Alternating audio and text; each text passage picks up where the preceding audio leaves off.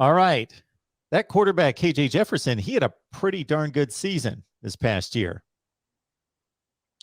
Yeah, a special year, and got better as the year went on. That's what's wild is, you wouldn't the way he started out against Rice wasn't that great. Then we kind of saw bits and pieces of what he could do against Texas, and then eventually A&M. Of course, he would end up sitting the second half I say sitting. He was out because of an injury, and we got to see Malik Hornsby. But yeah, KJ progressed and evolved as the season went on, and it was really special. I didn't know what to expect out of him, and it's pretty clear that he's one of the better dual threat quarterbacks, not just in the SEC West, but in all the SEC, which is saying something. All right, so how can he get better? I don't know. Maybe it's Kendall Briles opening things up from a passing standpoint on offense. I think he, when you talk about like the touch on the ball, his accuracy, all that stuff got better as the year went on. I think his decision making. Oh, sorry, getting ESPN alerts here. Thought I had my phone on silent.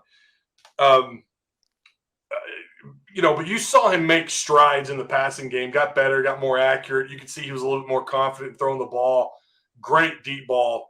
On target with the deep ball throws. I think he was one of the more accurate quarterbacks in the SEC and maybe even in the entire country on throws beyond, I think, 25 yards. He was one of the more accurate quarterbacks.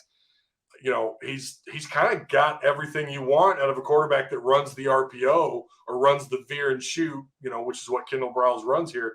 He's kind of the complete package. I don't know. That's a good question. I haven't really thought a lot about that, like what he could really improve on. Maybe